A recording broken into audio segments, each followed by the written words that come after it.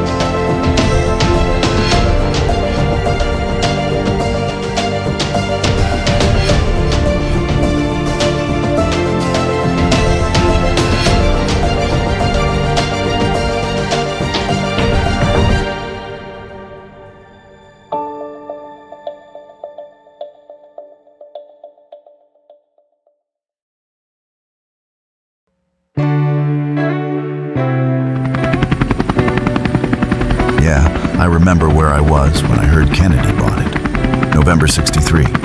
Me and a couple other lifers were sipping bad coffee near Da Nang. Then word comes down the wire. Jack fucking Kennedy, shot dead in Dallas. We all just stared at each other. Nobody said shit. 'Cause we knew that meant Vietnam was about to go sideways, hard. December 63. A political goat fuck. See that dude, Diem, the South's top dog? He just got his ticket punched 2 weeks before Kennedy. CIA looked the other way while some Arvin brass lit his ass up.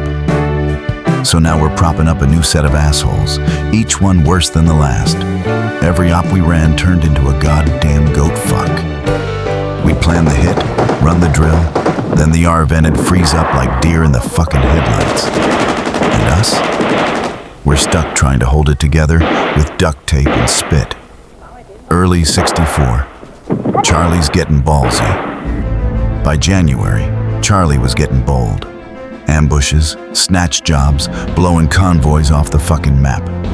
They knew the land, they moved at night, and they weren't afraid to bleed. Lost a buddy that spring, Staff Sergeant Martinez. VC wired a claymore to a goddamn chicken coop. Boom. Just red mist. And we kept calling it an advisory mission.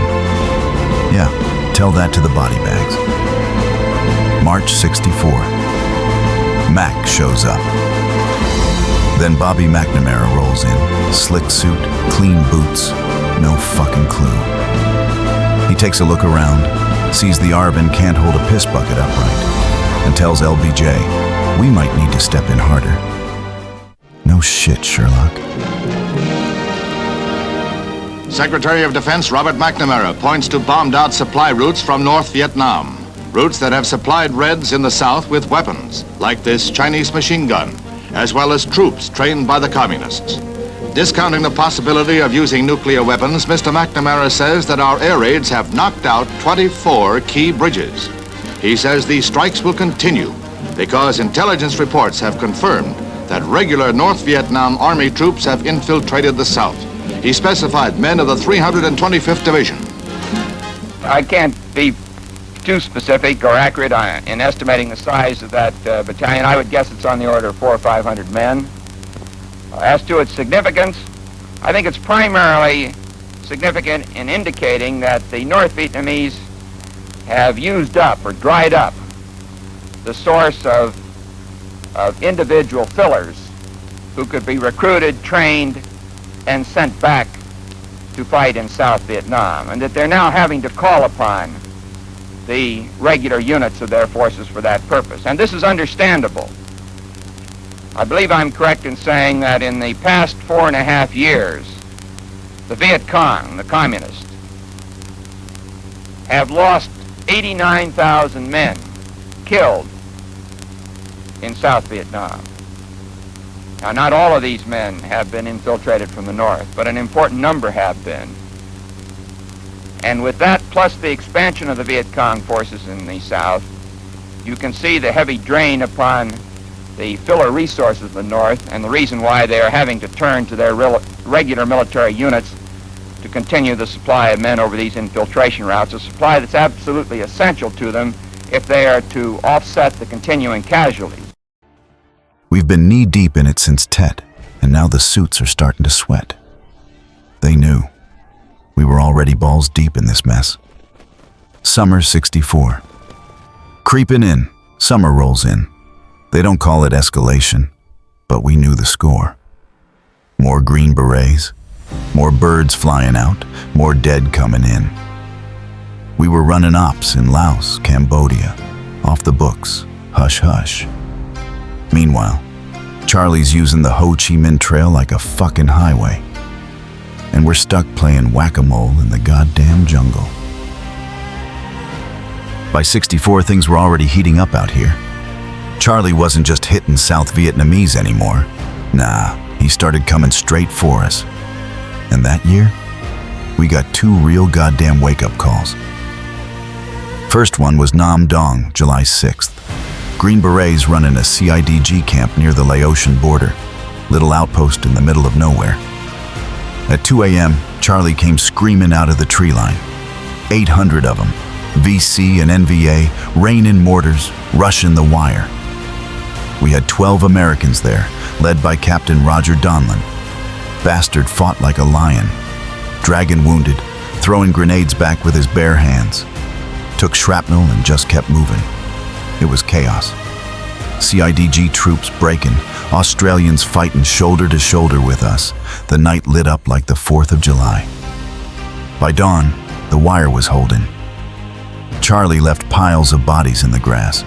We lost 2 Americans, but we kept that camp standing.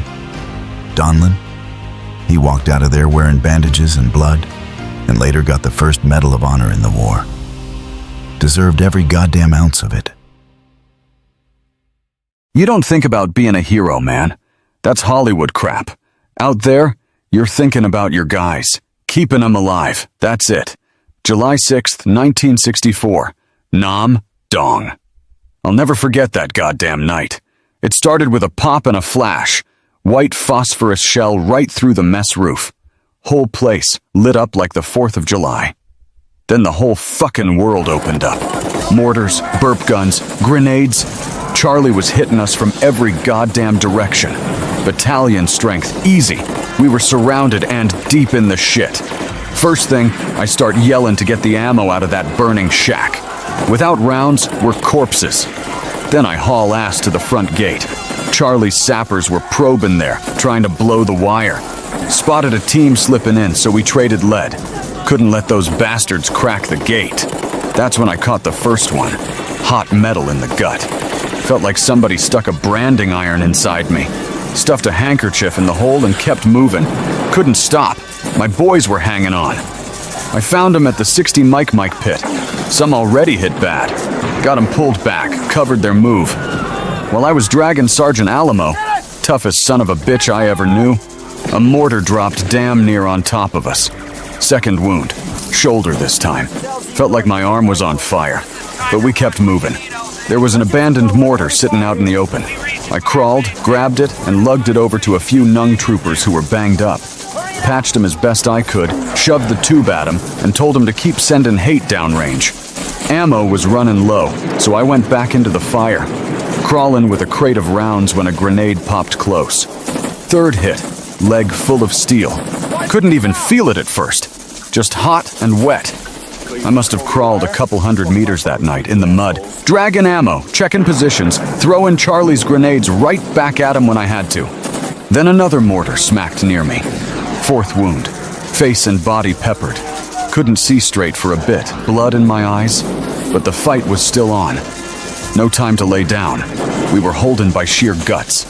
Every man out there, American, Aussie, Nung, fighting like demons.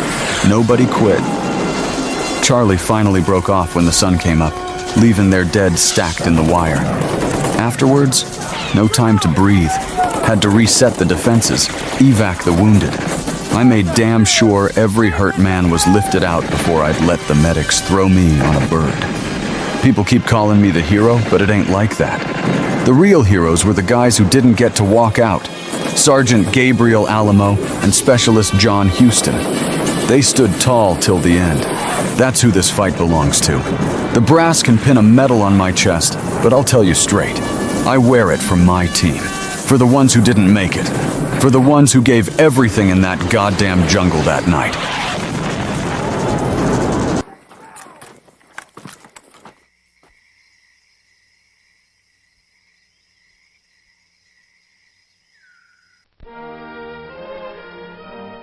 From the President of the United States, a captain in the United States Army receives the nation's highest military award, the Medal of Honor. In a violent 5-hour battle triggered by a full-scale attack on the detachment he commanded, he personally led a successful defense operation, repeatedly exposing himself to enemy fire. He was wounded 4 times. In this engagement, his citation says, he displayed conspicuous gallantry and intrepidity in action above and beyond the call of duty. The proud old phrase summons memories of brave deeds from the long past of America's military history. But the tribute to Captain Roger Donlon is not a reflection from the past. It is a page in the burning history which is being written today. For it is December 1964 as Captain Donlon stands in the White House to receive his award, and the courageous action described in his citation took place only a few months before in the Republic of Vietnam.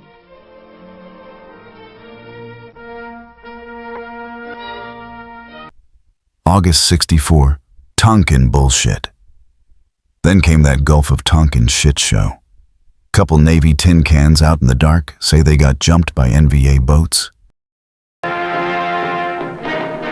August 2nd, the United States Navy destroyer Maddox, on patrol in international waters of the Gulf of Tonkin, begins to track 3 unknown craft approaching from the northwest.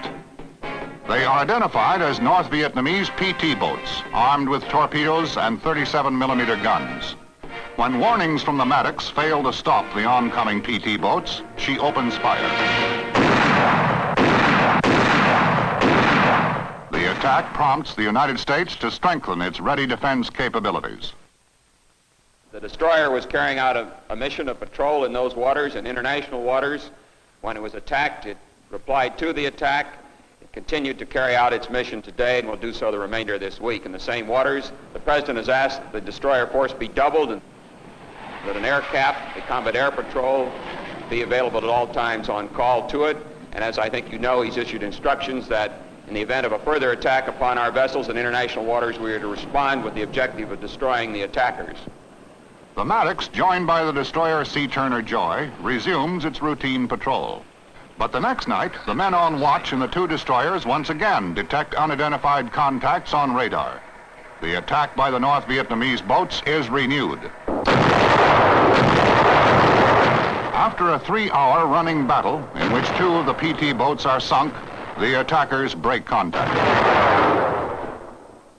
My fellow Americans, as President and Commander-in-Chief, it is my duty to the American people to report that renewed hostile actions against United States ships on the high seas in the Gulf of Tonkin have today required me to order the military forces of the United States to take action in reply. The performance of commanders and crews in this engagement is in the highest tradition of the United States Navy. But repeated acts of violence against the armed forces of the United States must be met not only with alert defense, but with positive reply. Maybe it happened, maybe it didn't. But LBJ, he jumped on that shit like a fat kid on cake. Got his Gulf of Tonkin resolution, blank check for war. No more questions, just green lights.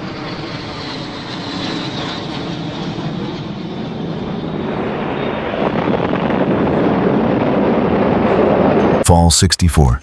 Coup City, Saigon. It was a goddamn circus. One general ousts another, then gets ousted himself next week. Khan takes the reins.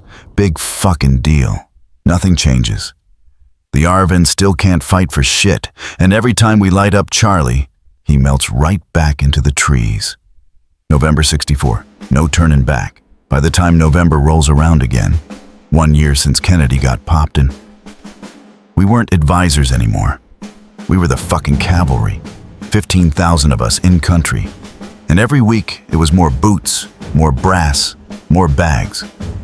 LBJ wins big in the election, and the suits start whispering about sending in real combat units. They called it necessary.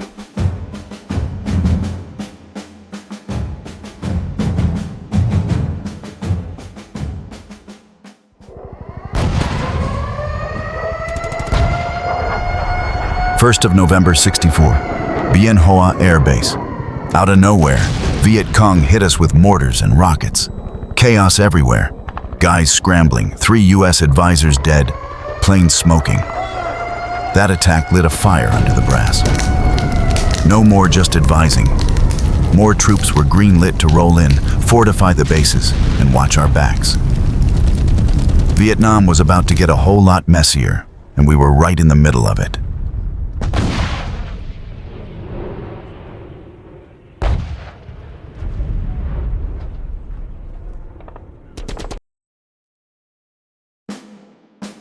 March 65, Da Nang. The first Marines hit the beach, officially to guard the airbase. Yeah, sure.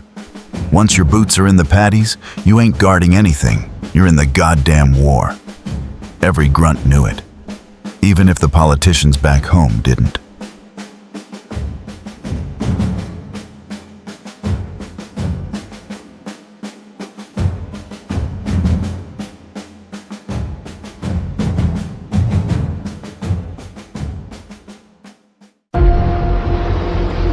March 65.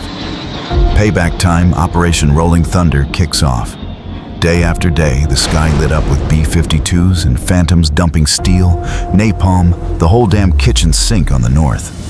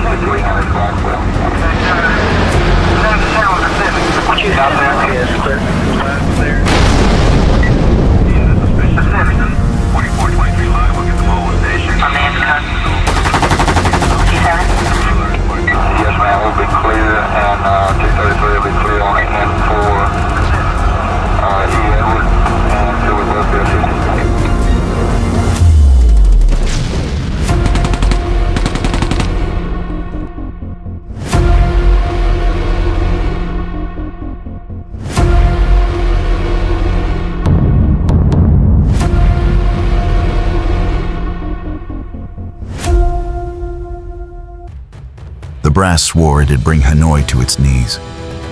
Hell, they thought if we just kept pounding, Charlie would fold. But let me tell you, Charlie wasn't folding. Those little bastards dug tunnels, patched bridges, rebuilt roads, and came crawling back out the jungle meaner than ever. We'd blow the same stretch of highway to hell in the morning, and by sundown, they'd have it patched up like nothing happened. That's when it hit home. You can't win a goddamn war with flyboys alone.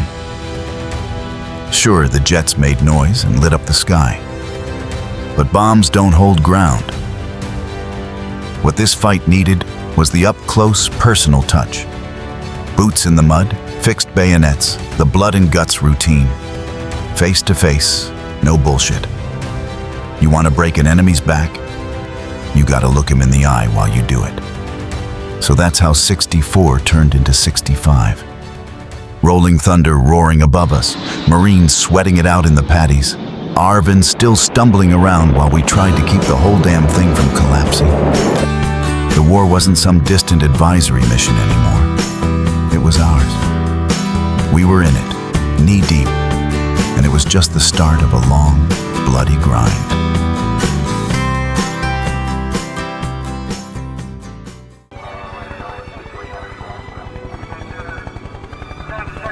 You want to sign up for another goddamn tour, Cherry? Then smash that subscribe button like it owes you money, and you'll be squared away for the next patrol. Saddle up, we're moving out.